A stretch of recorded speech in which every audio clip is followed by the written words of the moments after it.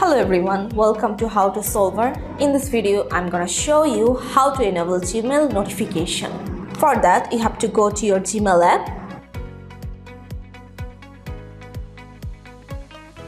Click on menu, scroll down and go to settings. Tap on general settings and tap on manage notifications. And click on this button, and this is how you can enable your Gmail notification. So guys, that's it. You can do it. I think this video is very helpful to you. If it was, then give a thumbs up and hit the subscribe button, and thanks for watching.